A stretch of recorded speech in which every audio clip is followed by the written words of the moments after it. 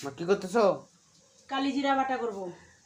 বন্ধুরা দেখো, কালিজিরা বাটা করার জন্য প্রথমে নিয়ে নিয়েছি শুকনো লঙ্কা, এখানে লবণ, পেঁয়াজ, রসুন, শেষে থাকবে কালিজিরা, কারণ কালিজিরা বাটা এটা আছে টানার জন্য।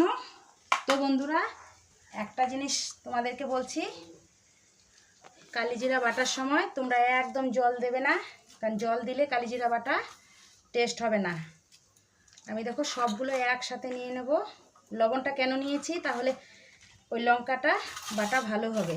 আমি কালিজিরাটা একটু পরে দেব। আগে দেখো আমি এগুলো আগে বেটে নিচ্ছি। লবণটা সম্পূর্ণই লাগবে, কালিজিরাটা আমি একটু পরে দেব। আগে এগুলো আমি বাটবো, তারপর আমি কালিজিরাটা দেব। তো বন্ধুরা বাটা স্টার্ট করলাম, তোমাদেরকে পরে আবার দেখাচ্ছি। একটু বেটে নিই।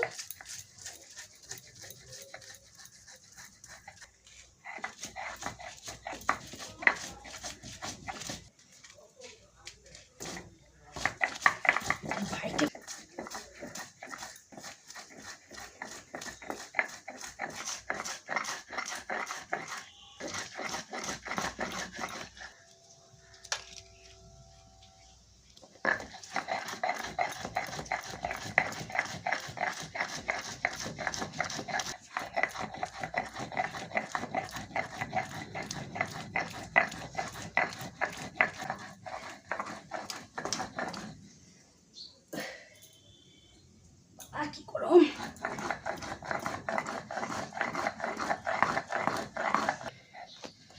বন্ধুরা, এটা আধা বাটা হয়ে গেছে। এখন দেখো আমি এক্সট্রা করে কালিজিরাটা বেটে নিচ্ছি, এতটা লাগবে না, অনেকটা আছে এখানে।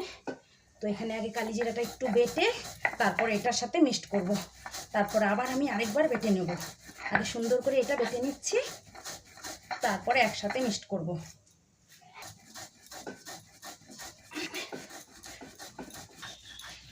তো বন্ধুরা কালিজিরাটা আমি দুবার বেটে নিলাম। এখন দেখো আমি একসাথে মিক্সড করে আরও এক দুবার বেটে নেব। এই দেখো এখন বাটতে অনেকটাই সুবিধা হবে, কারণ প্রথমে কাঁচা লঙ্কা, রসুন, পেঁয়াজটা আগে বেটে নিয়েছিলাম। কালিজিরাটা দিলে একটু অসুবিধা হতো, এভাবে টেস্টটা দ্বিগুণ বেড়ে যায়।